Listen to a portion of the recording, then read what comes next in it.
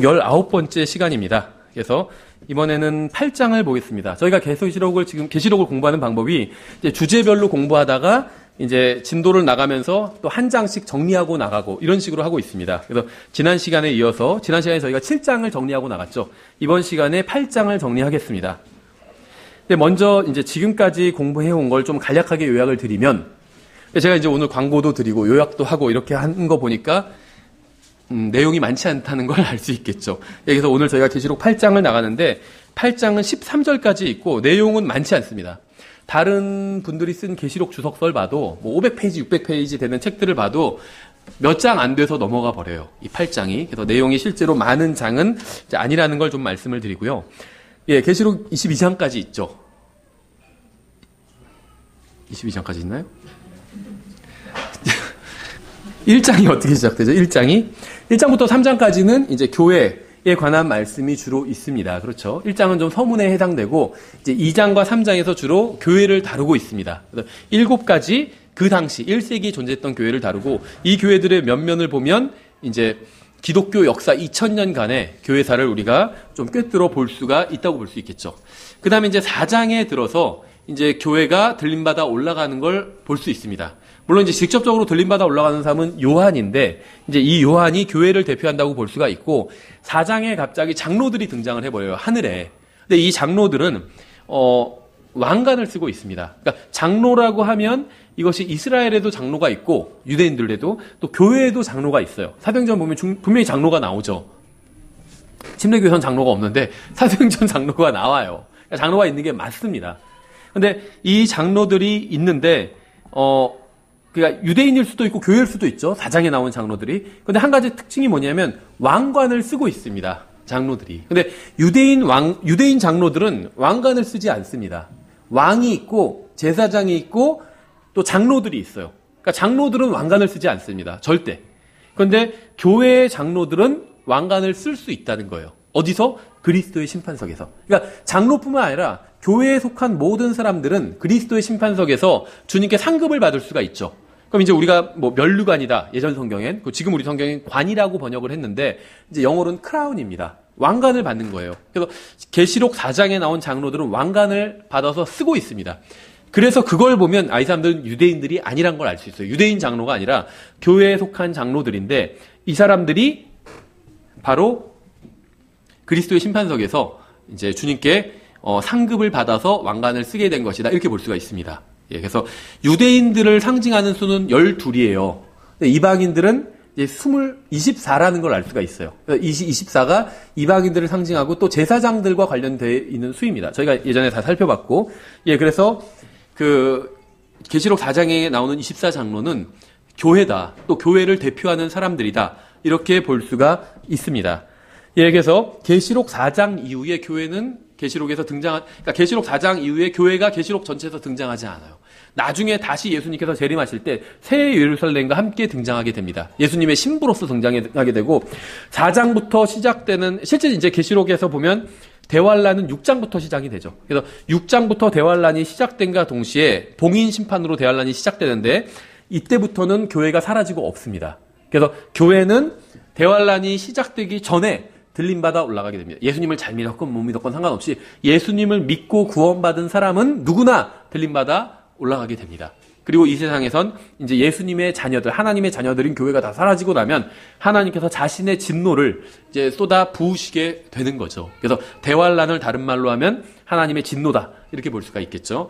예, 그래서 4장에서 교회는 들림받아 올라가는데, 중요한 포인트는 아니지만, 이 지상에서 대환란이 벌어지는 동안 먼저 전 3년 반은 좀 평온한 시기고, 이제 후 3년 반이 극심한 환란 기간이죠. 근데 대환란이 시작되는데 지상에선 그 대환란이 봉인을 떼면서 시작이 됩니다. 그렇죠. 그런데 봉인을 떼기 전에 이 장로들이 왕관을 쓰고 있어요. 그래서 이제 공중에서 이 지상에서 대환란이 진행되는 동안 공중에서는 2가지 이벤트가 벌어지게 됩니다. 사건이. 하나는 그리스도의 심판석이고, 그 다음에는 어린 양의 혼인식입니다.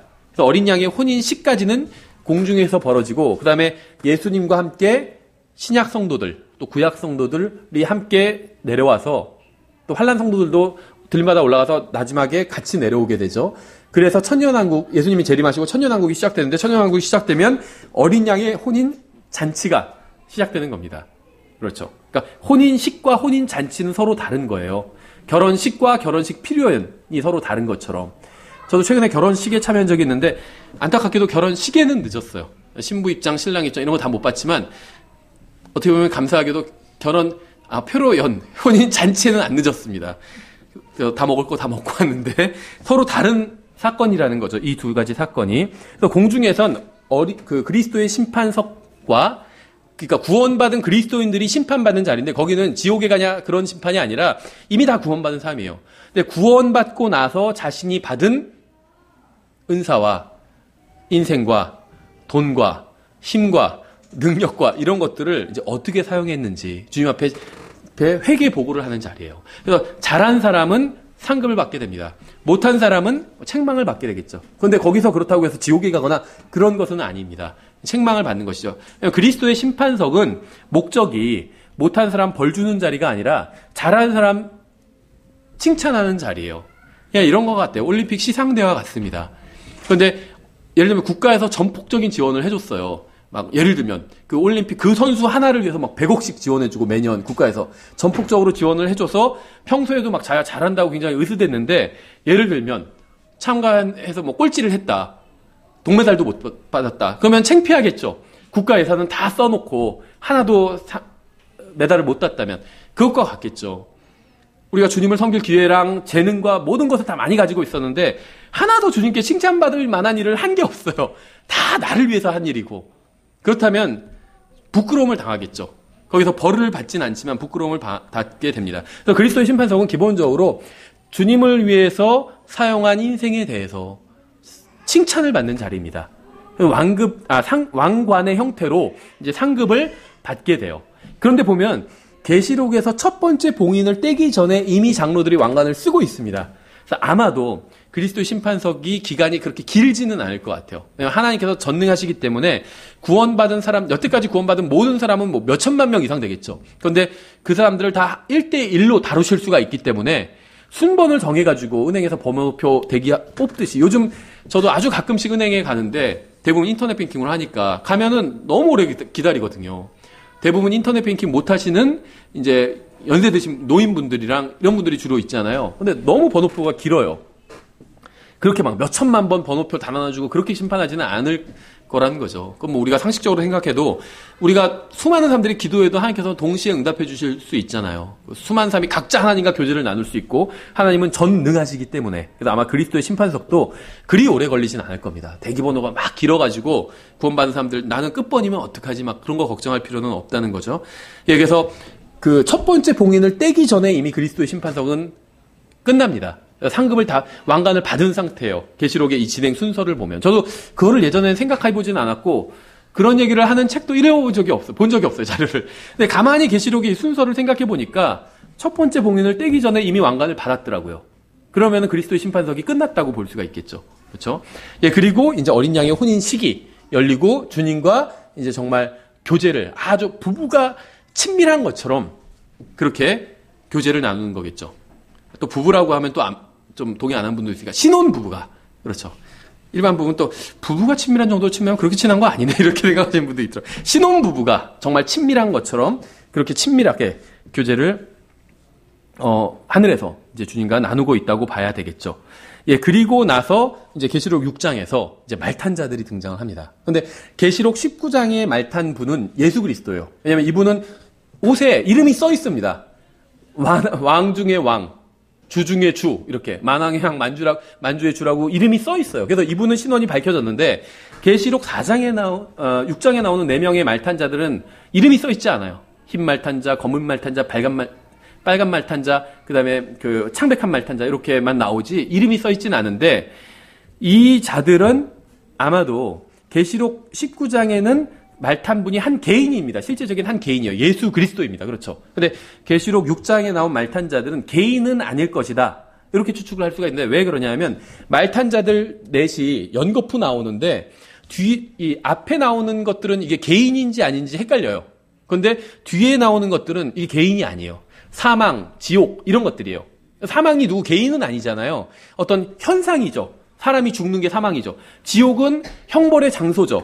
그래서 앞에 말탄 자들도 이제 이런 현상일 것이다. 기근, 전쟁 이런 현상일 것이다. 이렇게 해석하는 게 이게 문맥에 맞는 그러한 해석이라고 볼 수가 있겠죠. 예, 그래서 계시록 6장에서 이제 봉인을 떼기 시작합니다. 성경에선 계시록에서는 21번의 심판이 나온다고 볼 수가 있어요. 근데 이 21번이 이제 7 곱하기 3이라서 7개의 심판이 3번 반복이 됩니다. 근데 이게 똑같은 사건을 반복하는 것은 아니고 유사한 게 반복돼서 이게 결국엔 21번이라고 이렇게 봐야 됩니다. 근데 이제 첫 번째는 봉인 심판이고 이제 두 번째 나팔 심판이고 세 번째 병 심판이죠. 근데 봉인 심판이 쭉 진행되다가 7번째에 있어서는 이제 나팔 심판이 시작되죠. 나팔 심판이 쭉 진행되다가 7번째 나팔 심판에서 다시 이제 병 심판이 시작되는 것이죠. 예, 그래서 6장에서 이제 봉인 심판이 시작됩니다. 근데 6장에서 봉인 심판이 6개까지 나오고 7장은 이제 환란 증인들과 환란 성도들이 나오죠. 앞에는 환란 증인들 이야기가 나오고 뒷부분은 환란 성도들 얘기가 나옵니다. 그러다가 8장에 와서 이제 7번째 봉인을 띄게 됩니다. 그러니까 봉인 심판이 끝나게 되죠. 그러면서 이제 8장에서 나팔 심판이 시작이 됩니다. 그래서 지금까지 이제 줄거리를 말씀드렸고, 그러니까 이제 앞으로 일어날 일이 휴거가 일어나게 돼요. 근데 이거는 성경에 언제 일어난다고 말씀하신 적이 없습니다. 왜냐하면 휴거라는 그 이벤트는 정해진 날이 아니에요. 그냥 아버지께서 나중에 정하시는 겁니다. 그러니까 정해지지 않았어요. 그래서 언제든지 일어날 수 있습니다. 오늘도 일어날 수 있고 내일도 일어날 수 있고 100년 후도 일어날 수 있어요. 언제 일어날지 몰라요. 그래서 예수님께서는 깨어서 준비하라 이렇게 말씀하신 거죠. 언제 일어날지 모르기 때문에 항상 깨어 있어야 된다는 거예요. 근데 이제 재림은 휴거가 일어나고 나서 7년 후에 일어나게 됩니다. 이거는 정해져 있어요. 다만 이 재림의 날도 정해진 건 아니죠. 휴거의 날이 정해지지 않았기 때문에. 다만 휴거가 일어나고 나서 7년 후엔 재림이 일어나게 됩니다. 그래서 지금 우리는 휴거가 일어나기 직전에 살고 있는 사람이라고 볼 수가 있겠죠. 이제 계시록 8장에선 이제 휴거는 이미 일어났고 재림이 일어나기 직전에 이제 대환란 한창 그 기간 중이라고 보시면 됩니다. 근데 이제 계시록 그 8장부터 11장까지 7 나팔 심판이 나오는 거고 또 이제 16장에서 7 병 심판이 나옵니다. 그런데 예전 성경에 그냥 호리병이라고 했죠. 호리병 심판이라 했는데 7 병이죠. 근데 그 유사점이 있어요. 8장 1절부터 7절에선 땅에 대한 심판을 하는데 16장 1절부터 2절도 땅에 대한 심판이에요.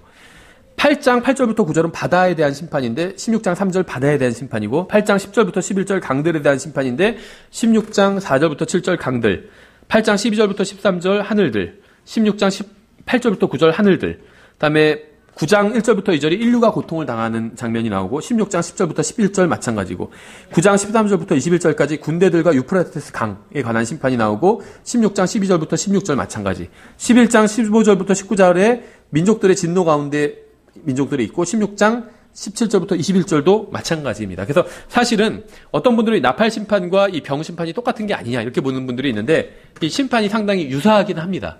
근데 자세히 보면 좀 다른 점이 있습니다. 무엇이냐면 봉인 심판은 초자연적인 심판은 아니에요. 가만히 보면 좀 자연적인 현상으로 일어나는 심판이라는 거죠. 그러니까 일반적인 자연 현상으로 설명할 수 있는 심판처럼 보인다는 겁니다. 그런데 이 16장에서의 심판은 초자연적인 심판이 돼버려요. 왜냐하면 지옥이 열려버립니다. 그래서 지옥에 있던 온갖 생물들이 다 튀어나와요. 뭐 메뚜기들 같이 생겼는데 얼굴은 뭐 사람 얼굴 같은 얼굴이고 뒤에는 꼬리엔 쏘는 것이 있고 근데 이런 것들을 보통 헬리콥터다 이런 식으로 해석을 했는데 그것은 말이 되지 않는 해석이라고 말씀드렸죠. 왜냐하면 헬리콥터라는 게 월남전 이후에 등장하는데 그러면은 계시록은 벌써 2000년 전에 예언된 거잖아요. 근데 계시록에 나오는 그 희한한 생물이 헬리콥터라면 그러면은 적어도 주님께서 재림하시기 위해선 월남전이 지나야 재림하실 수 있다는 게 돼요. 그렇죠. 그 이벤트가 그 희한한 생물이 등장하고 나서 나중에 주님이 재림하시거든요. 그러니까 그것을 헬리콥터라고 해석한다면 주님께서는 월남전 후에 재림하시는 게 확정이 돼버리는 거죠. 적어도 그 후가 돼야 돼요. 주님께서 재림하고 싶으셔도 전지전능하신 하나님이신데 다시 오시고 싶으셔도 인간이 헬리콥터를 만들기 전에는 오실 수가 없는 게 돼버린다는 거죠. 그건 말이 되지 않는다는 겁니다. 주님은 언제든지 재림하실 수가 있어요. 전지전능하신 하나님이기 때문에 원하시면 언제든지 오실 수가 있습니다. 인간의 과학기술에 의존하실 필요가 전혀 없다는 거죠. 근데 그것은 이제 꼬리에 쏘는 게 있는데 헬리콥터는 꼬리에 쏘는 게 있지도 않아요. 보통 헬리콥터 같은 경우에 그 앞부분에, 머리 부분에 쏘는 게 있죠. 보통 헬리콥터가 다. 아니면 양 옆에 쏘는 게 있던지, 꼬리 부분에 쏘는 게 있는 경우는 제가 알기엔 거의 없습니다. 본 적이 없어요. 근데 어쨌든지 간에, 그럼 이것들은 무엇이냐? 몰라요. 잘 모르는데, 그냥 지옥에서 올라온 생물들입니다. 근데 전 이런 생각을 해요. 100년, 제 생각이지만 100년 전에는 계시록에 이제 묘사된 그 대환란 기간 중에 희한한 생물들이 등장하잖아요. 괴기한 생물들이. 그런데 이것이 100년 전이라면 사람들이 좀 더 받아들이기 힘들었을 텐데 지금은 받아들일 수 있을 것 같아요, 사람들이. 인터넷으로 하도 희한한 걸 많이 봐가지고 뭐 이런 게 올라온다면 뭐 올라오는가 보다 이럴 것 같아요. 그렇죠. 그래서 그렇게 크게 놀랄 일은 아니지 않을까 싶은데 이제 이런 생물들이 올라오는 어떤 의의를 찾자면 지옥이 열리는 거예요, 지옥이. 그래서 지옥에서 고통받는 인간은 올라오지 못하지만 거기에 속한 어떤 생물들이 올라오게 됩니다. 왜 그걸 어떻게 알 수 있냐면 바텀리스 핏 그 끝없이 깊은 구렁에서 짐승이 올라오잖아요. 그러니까 지옥의 문이 열리고 지옥은 문이 있거든요. 예수님은 그 문을 잠그는 열쇠를 가지고 계시다고 말씀하고 있잖아요. 그러니까 그 문이 물리적인 문은 아닐 수 있어요. 하지만 분명히 문이 있다는 거죠. 이런 설명도 과거에는 하기가 힘들었어요. 근데 지금은 공상과학 영화다 뭐다 많아가지고 사람들이 쉽게 이해를 합니다. 말하자면 포털 같은 거예요. 그렇죠? 영화에서 보면 갑자기 뭐가 쫙 불꽃 나와서 사람이 쑥 나왔다가 싹 없어지고 막 그런 게 있잖아요. 본 건 아니고 저도 예고편만 봤습니다. 인터넷에서. 그런데 물리적인 문이 아니잖아요. 그런 거는. 그런 식으로 지옥의 문이 열려요. 근데 그걸 열 수 있는 예수님은 열쇠를 갖고 계신 거죠. 당연히 지옥의 창조자이기 때문에. 예수님은 모든 것의 창조자이시거든요. 그래서 그걸 열 수 있으신 거죠. 근데 계시록 그 대환란 기간 중에 그 문이 열리게 되고 거기서 이제 짐승도 나오고 이런 무엇인가 지옥에 속한 이런 생물들이 나와서 이제 사람에게 극도의 고통을 이제 주게 됩니다. 그렇게 해석하면 되겠죠. 예, 그래서 그 7 나팔의 심판과 7 병의 심판이 좀 차이가 있다는 거죠. 비슷한 양상으로 가긴 하지만 7 병의 심판이 조금 더 좀 극심하고 사람들에게 어떤 정신적으로 큰 데미지를 주는 심판이 아닌가 이렇게 생각이 돼요. 왜냐하면 7 나팔의 심판은 어떤 자연적인 현상이에요. 일단 사람들이 과학으로 설명할 수 있는 일들이거든요. 그럼 이제 아무 큰 재난을 당해도 막 사람들은 설명을 하려고 하잖아요. 지금 세월호도 어떻게 뭐 그걸 최대한 설명을 해내려고 하잖아요. 어떻게 사고가 일어난 건지. 그럼 사람들은 좀 안심을 하거든요. 근데 이게 설명이 안 되면 이제 두려움이 생기는 거예요. 근데 7 병의 심판은 이게 설명이 안 되는, 지옥으로부터 희한한 생물들이 올라와요. 설명이 안 되고 이걸 목격하는 사람들은 정말 미치기 일보 직전이 되겠죠. 정신적으로도 상당히 큰 고통을 주겠죠. 그래서 전무후무하다고 말씀하고 있는 거고, 계시록 그 16장에서 이 7 병의 심판과 나팔의 심판이 이게 되게 유사한데 7 병의 심판에선 천사가 날아가면서 무슨 말을 하냐면 화로다 화로다 화로다 이 얘기를 합니다. 지옥에서 이상한 세력까지 올라오는데 당연히 이건 큰일 났다. 한마디로 천사도 큰일 났다 하면서 가는 거예요. 그러니까 엄청난 일이 일어나게 되는 것이겠죠. 대환란 중에. 예, 그래서 봉인 심판, 뭐 다른 심판은 마찬가지지만 교회가 휴거되고 난 직후의 심판입니다. 그래서 교회는 누룩 전체 반죽을 부패시키지 않게 하기 위해 막는 소금의 역할을 했습니다. 이 세상 사람들이 인정하지 않는 사람들도 많이 있겠지만 교회가 세상이 부패하는 것을 막는 역할을 그동안 했다는 거예요. 예수님을 믿는 사람들이 다 들림받아 올라가고 나면 이제 세상은 그 부패를 막을 수 있는 것이 이제 없어지게 됩니다. 그럼 이제 하나님께서도 마음 놓고 이제 심판하실 수 있는 거예요. 하나님께서는 자신의 백성이 한 사람이라도 있다면 심판하지 않으십니다. 그러니까 어떤 고난을 주고 그 사람을 오전 설교에서 말씀드린 것처럼 그 사람을 영적으로 강건하게 하기 위해서 고난을 주시고 이런 건 하시지만 심판은 하지 않으신다는 거예요. 자신의 백성이 있다면. 무엇을 보면 알 수 있죠? 소돔과 고모라 보면 알 수 있잖아요. 그 가족 하나 생각해보세요. 한 도시 2개예요. 근데 그 도시 2개가 극도로 하나님 앞에 사악해서 하나님께서 심판하시기로 작정하셨는데 심판하지 않고 계신 거예요. 왜냐하면 자신의 백성 한 가족이 남아있기 때문에. 그렇죠. 그래서 아브라함이 하나님과 거래를 할 때 끝까지 거래를 10명에서 멈췄잖아요. 50명에서 시작해서 생각해보니까 50명 안 될 것 같아요. 40명, 30명 계속 줄이다가 10명에서 멈췄죠. 아브라함이 끝까지 갔다면 1명까지 갔어도 하나님께서 내가 벌하지 아니하리라 이렇게 하셨을 겁니다. 근데 거기까지 안 간 거죠. 어쨌든지 간에 그 교회가 어떻게 보면 이 세상의 부패를 막는 일도 했고 이 세상이 심판받는 것을 막는 역할을 하고 있다는 거예요. 교회가. 그러니까 교회가 지금 데살로니가 후서 말씀하신 것처럼 적그리스도가 등장하는 것도 막고 있어요. 왜냐하면 교회는 지옥의 문들이 이기지 못하는 권세를 받았기 때문에 교회가 별거 아닌 것 같아도 지옥의 문들이 이기지 못합니다. 교회를. 그래서 적그리스도가 등장을 못해요. 교회가 있는 동안은. 왠 줄 아세요? 교회의 머리는 예수 그리스도이기 때문에. 그러니까 교회가 지상에 있는 동안은 예수님께서도 지상에 계신 것과 똑같은 거예요. 교회의 머리가 예수 그리스도이기 때문에. 우리 교회만 아니라 믿는 사람들의 모든 총합, 이게 교회죠. 예수 그리스도의 몸으로서의 교회인데 이 교회, 예수 그리스도의 몸의 머리는 예수님이에요. 그래서 마귀가 등장을 못하는 거예요. 그냥 마귀들은 등장해서 사악한 짓을 하지만 적그리스도, 그 짐승, 마귀 자체는 등장을 못하고 있는 겁니다. 왜냐면 예수님께서 계신 거기 때문에. 근데 교회가 들림받아 올라오면 그리스도의 몸이 사라져요. 그럼 이제 마귀가 등장해서 계시록에 기록된 것처럼 사람들을 미혹하고 고통을 가하게 되는 거겠죠.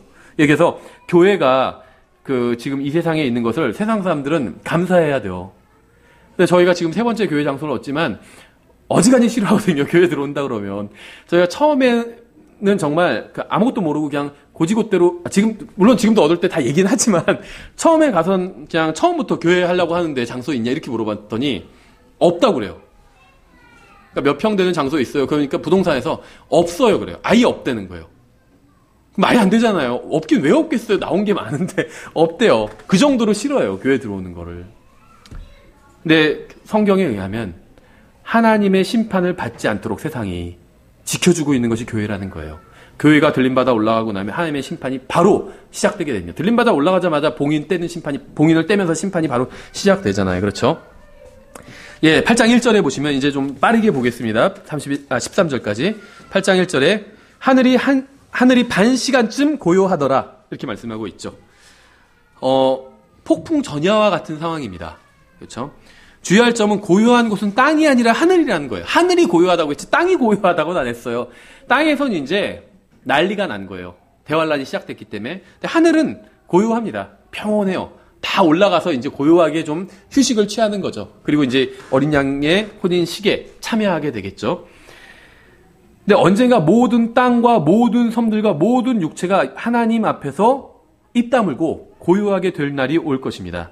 이 본문의 고요함은 재림 직전의 고요함이에요. 구약 성경에 특히 이제 소대언서를 보면 재림과 관련된 말씀이 많이 있어요. 스바냐서 1장 7절에도 주 하나님 앞에서 잠잠할지어다 주의 날이 가까우니라.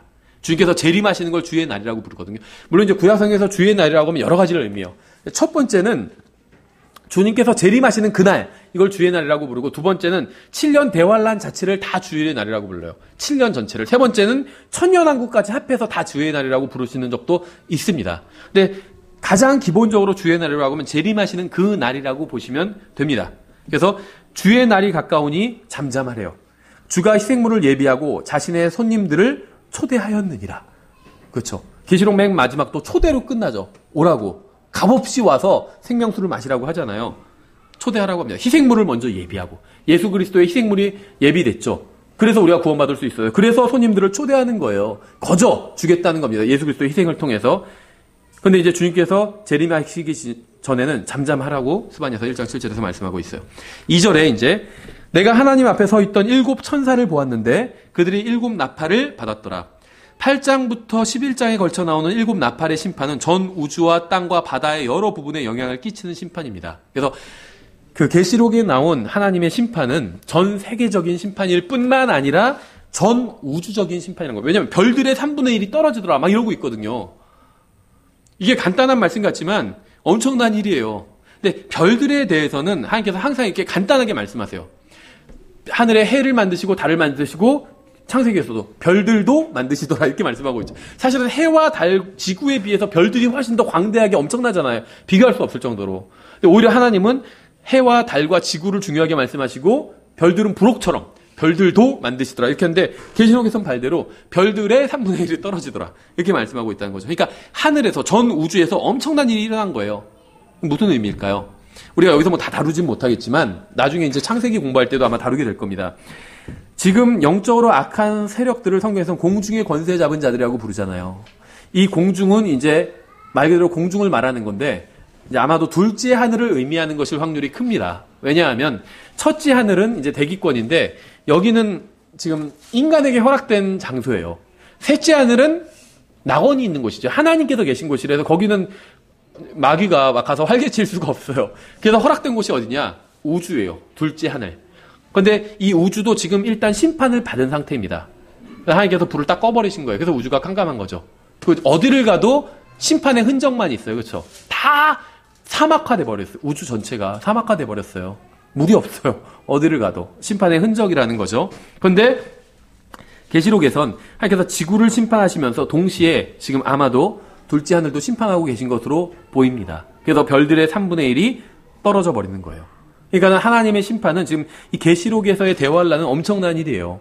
하나님께서 심판하시는데 이 지구도 심판하시지만 이제 둘째 하늘, 아마도 영적으로 악한 세력들도 심판하고 계신 것이다. 이렇게 볼 수가 있겠죠. 그래서 하나님의 심판은 전 세계적일 뿐만 아니라 전 우주적입니다. 그래서 하나님을 거부하고 대적하는 악인이 하나님을 피해서 숨을 곳은 없다는 거예요. 지구를 떠나도 하나님을 피할 수가 없다는 겁니다. 전 우주적인 심판이 임할 것이기 때문에. 7 나팔이라고 하고 있는데 앞에 4 나팔 심판은 인간의 육체에 고통을 주는 것이고 뒤에 3 나팔 심판은 이제 지옥 자체가 지상으로 올라와서 인간에게 고통을 주는 그러한 심판입니다. 나팔은 어떤 소리의 표현력이 굉장히 분명하게 드러나는 악기죠. 그러니까 나팔 소리는 여러 가지 의미를 가지고 있어요. 나팔 소리를 통해서 가는 방향을 지시하거나 취할 행동을 지시하기도 합니다. 과거의 전쟁은, 고대 전쟁은 다 나팔을 통해서 명령이 하달됐죠. 나팔이나 깃발을 통해서 주로. 그래서 나팔을 뭐 한 번 불면 전진, 2번 불면 후퇴, 뭐 이런 식으로, 3번 불면 뭐 멈추, 막 이런 식으로 뭔가가 나팔을 가지고 이제 서로 신호를 주고받았다는 거죠. 그래서 성경도 민수기 10장이나 예레미야 4장에서 이 나팔이 전쟁과 관련이 있다. 이렇게 말씀을 하고 있습니다.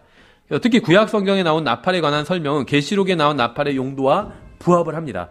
그래서 나팔 소리에 의해 이스라엘 민족은 진군하기도 하고 멈추기도 했어요. 이 출애굽 때에도. 대환란 때에도 이스라엘의 남은 자들은 나팔 소리에 맞춰 아마도 광야로 셀라페트라로 도망을 가게 되겠죠. 이렇게 추측할 수가 있겠죠. 또 다른 한편으로 나팔 소리는 이스라엘의 명절과도 관련이 있어요. 명절. 민수기 10장이나 레위기 23장이나 25장이나 역대하 29장을 보면 이 명절 때 나팔을 불게 되어 있습니다.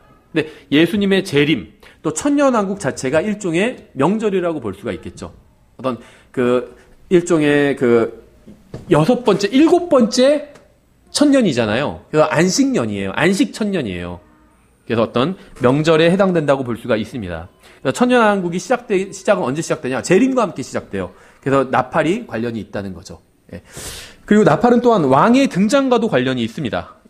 열왕기하 9장 13절을 보면 이제 왕을 삼을 때 왕을 삼고 할 때 이 나팔을 불게 됩니다. 그래서 계시록에 나온 나팔 심판도 왕이신 예수 그리스도의 재림과 관련이 있죠. 이게 나팔 심판이 있어야 예수님께서 재림을 하시게 됩니다.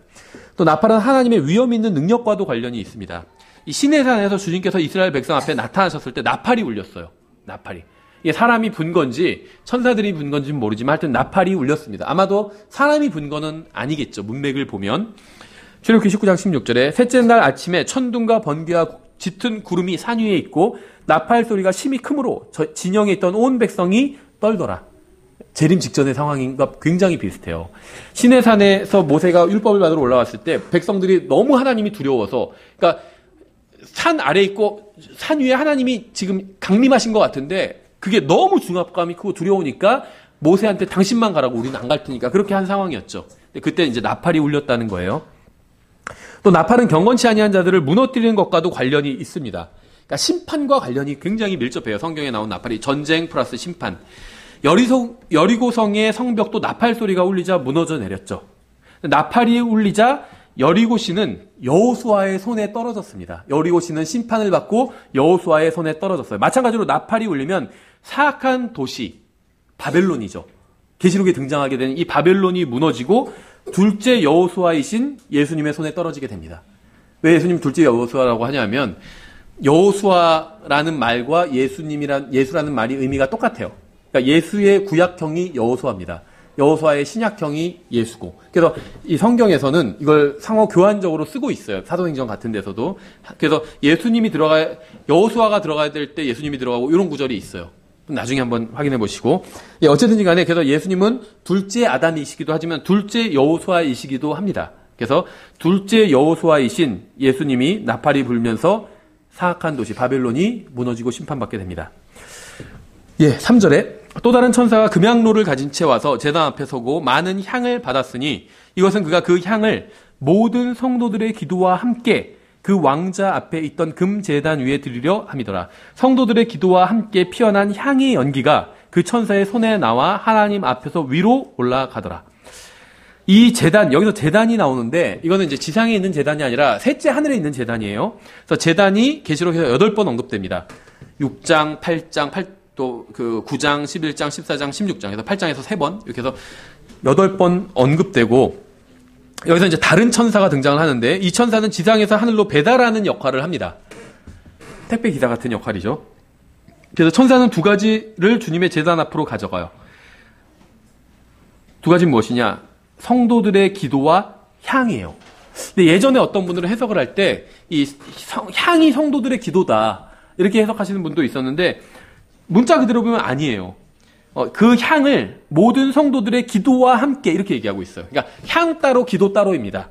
향을 가지고 가는데 성도들의 기도가 이 향과 함께 올라가고 있습니다. 그러니까 이 뉘앙스를 보면 그 성도들의 기도와 함께 피어난 향의 연기가 그 천사의 손에서 나와 하나님 앞에서 위로 올라가더라. 그러니까 이 향이 무엇인가 성도들의 기도를 함께 이렇게 가져오고 올라가는 그런 역할을 하는 것으로 보입니다.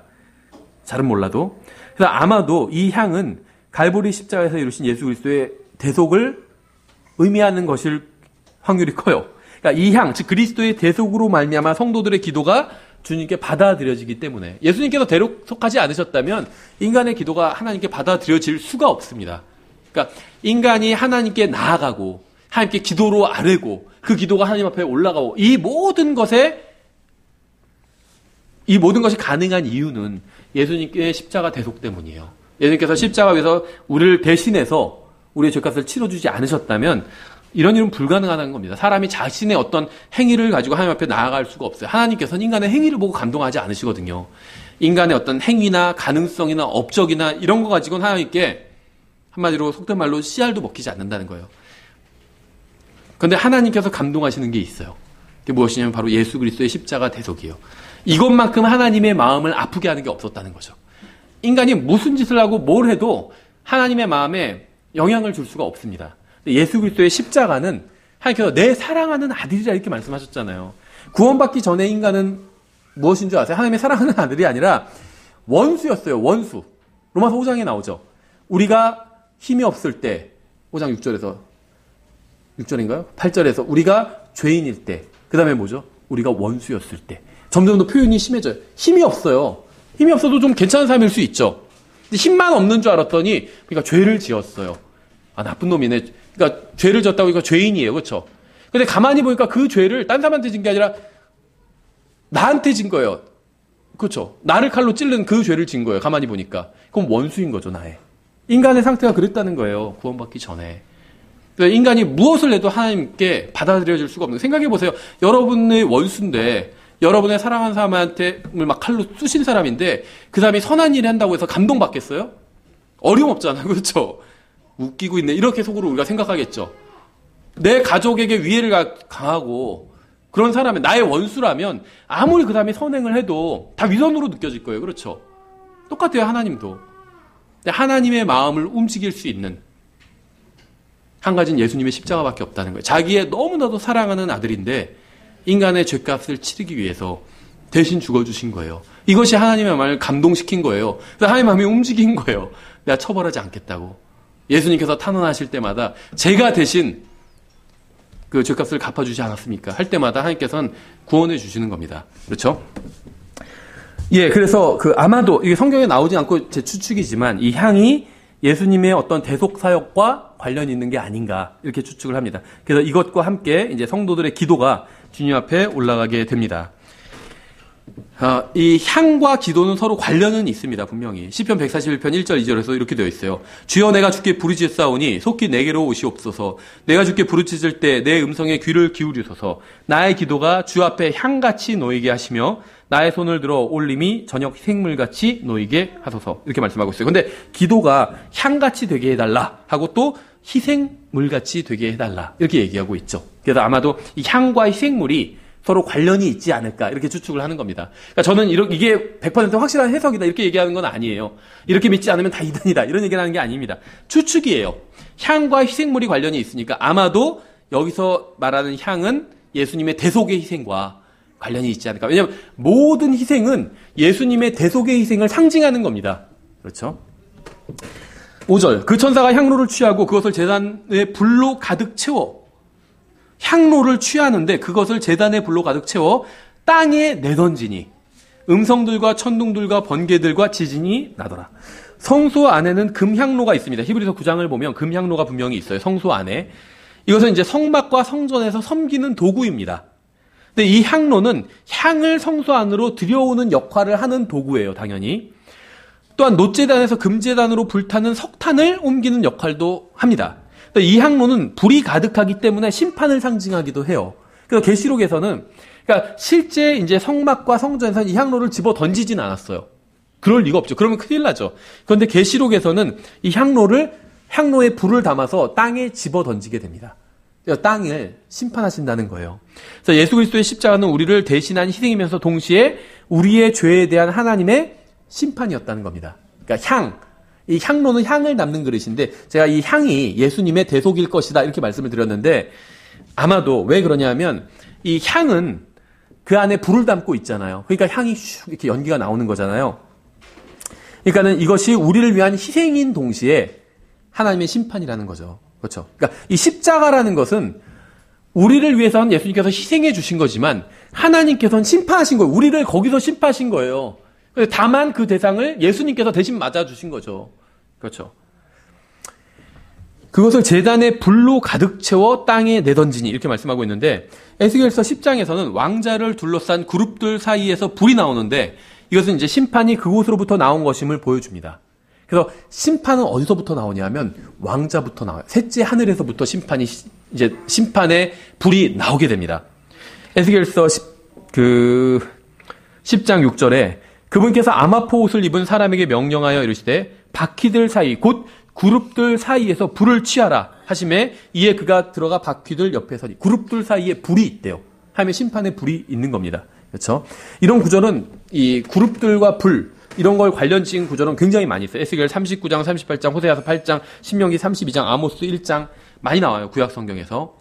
그래서 주님께서는 재림 때 불로 세상을 심판하실 겁니다. 38장 22절에 에스겔 내가 또 역병과 피로 그를 심판하고 그와 그의 때와 그와 함께한 많은 백성 위에 넘쳐 흐르는 비와 큰 우박과 불과 유황을 비를 내리듯 내리리라 하며 심판 불과 관련이 있다는 거죠.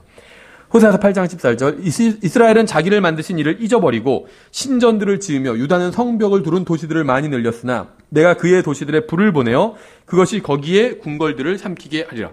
하께서 심판하실 때 불을 보내신다는 거예요. 신명기 32장 22절 내가 분노하는 가운데 불이 일어나 가장 낮은 지옥까지 태우고 땅과 땅의 소출을 소멸시키며 산들의 기초들도 불붙게 하리라. 산들의 기초가 불붙게 한대요. 계시록 이제 우리가 뒤에서 보면 불붙은 산들이 던져지게 돼요. 바다에. 황당하죠. 성경에 이런 내용이 안 나오면 이거 이상한 얘기예요. 근데 성경에 나와요. 불붙은 산들이 바다에 던져진다는 내용이 나와요. 그러니까 이 산들의 밑에 마그마가 있겠죠. 모르겠어요. 뭐 때문에 불 붙는지. 근데 불이 붙어서 그게 바다에 던져지게 됩니다. 뒤에서 살펴볼게요. 그 구절도. 음성들과 천둥들과 번개들과 지진이 나더라. 이거는 계시록에서 4번 반복돼요. 4장, 8장, 11장, 16장. 6절. 7 나팔을 가진 7 천사가 나팔을 불려고 준비하더라. 앞서 언급한 것처럼 7 나팔은 앞에 4 나팔과 뒤에 3 나팔로 구분이 됩니다. 성경은 앞에 4 나팔은 7 구절로 설명하는 데 반해서 뒤에 3 나팔은 50개 이상의 구절로 자세하게 설명하고 있어요. 그래서 뒤에 3 나팔 심판은 날아가는 천사가 화라는 말과 함께 선포하는 심판이죠. 제가 아까 이제 이걸 잘못 얘기해서 병의 심판이라고 했는데 이 7 나팔 심판에서 앞에 나팔과 뒤에 나팔이 서로 차이가 있어요. 그래서 뒤에 나팔은 훨씬 더 극심한 심판이라는 거죠. 그 7절에 첫째 천사가 나팔을 불매 피 섞인 우박과 불이 나와서 땅 위에 쏟아지니 나무의 3분의 1이 타고 모든 푸른 풀이 타더라. 이건 이제 구약 성경이 이미 예언된 겁니다. 요엘서 2장 30절에 하늘들과 땅에서 이적들을 보이리니 곧 피와 불과 연기 기둥들이로다. 이렇게 말씀하고 있죠. 여기서 3분의 1이라고 하는데 계시록에서는 이제 14번에 걸쳐서 무엇인가의 3분의 1이 파괴될 것이라고 말씀하고 있습니다. 하나님께서는 대환란 때 나무, 바다, 배들, 강들, 물들, 인간들과 태양과 달과 별들과 천사들의 3분의 1을 치시겠다고 계시록에서 말씀하고 있죠. 나무의 3분의 1이 타고 모든 풀이 타더라. 그런데 이거를 이제 저는 이것이 실제적으로 나무의 3분의 1이 타고 모든 푸른 풀이 탈 것이다. 대환란 때는 이렇게 해석을 합니다. 근데 어떤 사람들은 이게 실제적인 나무와 풀에 대한 심판을 말씀하시는 게 아니라 인간에 대한 심판을 말씀하신 거다. 이렇게 얘기하면서 근거로 뭐를 대냐면 열왕기 하 14장 9절에 보면 나무가 권세를 잡은 왕들을 나무라고 부르는 경우가 있어요. 죄송합니다. 그래서 아마 나무는 권세 있는 사람들을 의미할 것이고 풀은 이제 일반 보통 사람들을 의미할 것이다. 이렇게 생각하는 경우가 있습니다. 베드로전서 1장 24절에 사람이 풀과 같다고 말씀하고 있거든요. 근데 이제 성경적 근거는 있는데 그렇게 해석하기보다는 실제적인 나무와 풀이 타는 것으로 해석하는 게 자연스러운 것 같습니다. 8절 죄송합니다. 둘째 천사가 나팔을 불매 불타는 큰 산과 같은 것이 바다에 던져지니 불타는 큰 산과 같은 것이 바다에 던져지니 바다의 3분의 1이 피가 되며 또 바다에 있으면서 생명을 가진 창조물의 3분의 1이 죽고 배들의 3분의 1이 부서지더라. 그러니까 대환란 때는 산이 불에 타면서 바다에 던져지게 됩니다. 방금 저희가 읽은 것처럼. 시편 46편 2절에도 있어요. 그러므로 땅이 움직이든지 산들이 이동하여 바다 한가운데 빠지든지 이런 일이 일어나게 된다는 거예요. 또 에스겔서 38장 19절에 내가 내 질투 속에서 내 진노의 불 속에서 말하였노니 반드시 그날에 이스라엘 땅에 큰 떨림이 있어서 바다의 물고기와 하늘의 날짐승과 들의 짐승과 땅에서 기는 모든 기는 것과 지면에 있는 모든 사람이 내 앞에서 떨며 산들이 무너져 내리고 가파른 곳이 쓰러지며 모든 성벽이 땅에 무너지리라. 그러니까 대환란 때는 산들이 무너져 내리고 바다에 던져지게 된다는 거예요. 미가서 1장 4절도 산들이 그분 밑에서 녹고 골짜기들이 갈라지되 불 앞에 밀초같이 가파른 곳에 쏟아진 물들같이 그리 되리라. 이게요 단순히 어떤 시적인 표현이 아닙니다. 이게 구약성경에 나온 예언이에요. 구약성경 대언서에는 초림과 재림에 대한 예언이 혼재되어 있거든요. 근데 초림에 대한 예언은 그분께서 베들레헴에서 나신다, 나사렛 사람에 불린다 이런 말들이에요. 근데 그런 말들이 문자 그대로 성취됐잖아요. 처녀가 잉태의 아들을 낳으리니 문자 그대로 성취됐죠. 마찬가지예요. 재림에 관한 말씀도 산들이 무너져 내린다 이런 말씀도 문자 그대로 성취될 것입니다. 나홈 1장 5절 그분으로 말미암아 산들이 흔들리고 작은 산들이 녹으며 그분 앞에서 땅이 불타나니 참으로 세상과 그 안에 거하는 모든 것이 그러하도다. 산들이 불에 타서 막 바다에 던져져요. 욥기 9장 5절 그분께서 산들을 옮겨도 그것들이 알지 못하나니 그분께서 분노하사 그것들을 뒤엎으시는도다. 그러니까 대환란 시대 때는 엄청난 지각 변동이 일어나게 됩니다. 여기서 바다가 피로 변하는 것은 과거에도 일어났던 일이었죠. 출애굽기 7장이나 시편 105편에 나와 있습니다. 10절 셋째 천사가 나팔을 불매 등불처럼 타는 큰 별이 하늘로부터 떨어져 강들의 3분의 1과 물들의 근원들 위에 떨어졌는데 그 별의 이름은 쑥이라 하느니라. 그 물들의 3분의 1이 쑥이 되매 물들이 쓰게 되므로 많은 사람들이 그 물들로 인하여 죽더라. 이제 대부분의 주석가들은 이 구절들을 그러니까 상징적으로 해석합니다. 하지만 계시록에 기록된 재앙이 문자 그대로 일어난다면 이 구절들도 문자 그대로 일어난다고 해석을 해야 되는 게 맞는 해석이겠죠. 별의 이름이 있기 때문에 이것은 실제 별이 아니라 큰 영향력을 가진 사람이거나 단체나 국가일 것이다. 이렇게 해석하는 사람도 있어요. 여기서 보면 하늘로부터 별이 하나 떨어지게 돼요. 그렇죠? 지구에. 그러니까 지구가 엄청난 지각 변동을 일으킬 수밖에 없어요. 별이 지구에 떨어지니까. 근데 이 별의 이름이 쑥이래요. 그러니까 이걸 보고 어떤 사람들은 별이 이름이 있어 쑥이야? 이거는 좀 상징적인 거 아닌가? 이렇게 생각하시는 분들이 있는데 성경에 보면 그렇지 않아요. 하나님께서 시편 147편 4절에서 하나님께서 별들을 이름으로 다 부르신대요. 수를 세시고 이름을 다 부르신대요.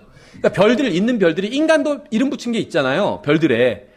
그러니까 하나님께서도 이름을 붙이신 게 있다는 거예요. 수만 세시는 게 아니라 이름도 다 부르신다는 겁니다. 그래서 여기서 주님께서는 하늘에서 떨어지는 별의 이름이 무엇인지 밝혀주고 계세요. 하나님 알고 계시니까. 하나님은 별들의 이름을 다 아세요. 이 이름이 쑥이라는 거예요. 계시록에서 떨어지게 되는 별의 이름이. 그래서 쑥은 아마도 이 별이 쑥의 성분이 많이 들어가 있겠죠. 우리가 잘 몰라도. 왜냐하면 쑥은 쓰게 만드는 성분이 들어가 있습니다. 신명기 29장이나 잠언 5장이나 예레미야서 9장, 아모스 5장에 나와 있어요. 쓰게 만드는 거, 쑥은 쓰게 만든다. 이런 표현이 아예 성경 자체에 나와 있습니다. 예, 12절. 넷째 천사가 나팔을 불매 해의 3분의 1과 달의 3분의 1과 별들의 3분의 1이 타격을 입어 그것들의 3분의 1이 어두워지고 낮이 자기의 3분의 1 동안 빛을 내지 아니하며 밤도 그러하더라.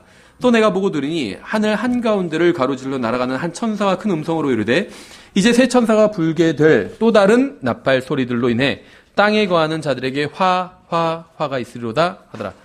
이 두려움과 공포와 고통이 일반적으로 밤에 좀 더 심한 것으로 알려져 있습니다. 그렇죠? 저도 정확히 과학적으로는 잘 모르는데 저도 희한하게 아이들이 고열에 시달릴 때 100% 그런 건 아니지만 주로 밤에 고열에 시달려요. 낮이 되면 또 열이 없어져 버려요. 그래서 밤에는 이제 병원에 가기가 좀 쉽진 않으니까 물론 이제 응급실에 갈 수는 있지만 응급실에 가봐야 사실 별다른 게 하는 게 그렇게 많지 않은 것 같더라고요. 그래서 한 번 이제 아이 없고 급하게 병원 갔다가 하는 게 별로 없는 걸 보고 그다음부터는 이제 급하게 그렇게 이제 병원에 가진 않는데 왜냐하면 돈도 들지만 또 아이도 고생이더라고요. 병원 가니까 막 병원 가면 일단 검사를 다 해보잖아요. 왜냐하면 아이는 말을 못하니까 이제 아이가 저희도 첫째가 3주 됐을 때 병원 갔거든요. 근데 MRI부터 다 찍어봐요. 그래놓고 처치한 건 결국에는 수분 공급이요. 그래서 그냥 바로 퇴원했어요. 집에 와서 수분 공부는 해줬습니다. 그러니까 낫더라고요.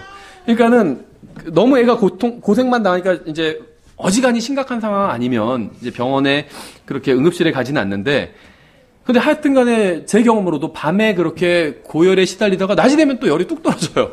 낮에 병원에 가야겠지 하다가 또 이렇게 떨어진 거 보니까는 안 가도 될 것 같고 그랬던 경험이 몇 번 있어요. 근데 여기서 보면 밤이 길어져요. 지금 밤이 길어져요. 고통의 시간이 더 길어지는 겁니다. 그렇죠? 예, 그래서 대환란 기간에는 아마도 밤이 더 길어지지 않을까 이렇게 생각을 하는데 하지만 날 자체, 데이 자체는 짧아지지 않을까 또 이렇게 볼 수도 있다고 지난번에 말씀을 드렸죠. 그러니까 대환란의 극심한 대환란 기간은 42달, 3년 반, 1260일은 정해져 있습니다. 그래서 택하신 자들을 위하여 날들을 짧게 하지 않으시면 아무도 구원받지 어떤 육체도 구원받지 못하리라. 마태복음에서 말씀하신 건 1260일에서 한 열을 빼준다 이런 게 아니라 날 자체 하나, 둘, 하루, 이틀, 사흘, 날 하여튼 그 날 자체는 그대로 있는데 하루가 24시간이잖아요. 그 날 자체를 좀 줄여주신다는 거예요. 그건 충분히 가능하겠죠. 왜냐면 왜 가능하냐면 저는 잘 몰라요. 문과 출신이라서 잘 모르지만 아마도 지금 별들의 3분의 1이 떨어지고 천체에 큰 이상이 생기잖아요. 그러면 날이 좀 변동이 생길 수도 있겠죠. 하루가. 왜냐면 지구에서의 하루와 목성에서의 하루는 다르잖아요. 시간이. 그래서 아마도 천체에 문제가 생기니까 날도 좀 달라지는데 아마도 더 짧아지는 방향으로 이렇게 달라지는 게 아닌가. 하지만 그 짧아진 날 중에 밤은 좀 더 길어지지 않을까. 정확히 보면. 이제 성경 그냥 문자 그대로 계시록을 해석하면 그렇게 생각이 됩니다. 예, 그래서 다음 시간에 이어서 계시록 9장을 또 정리하고 그 다음에 이제 짐승 또 환난 증인들 짐승의 표 이런 또 주제별로 정리해 나가도록 하겠습니다. 예, 저희가 찬송하고 기도하고 마치겠습니다.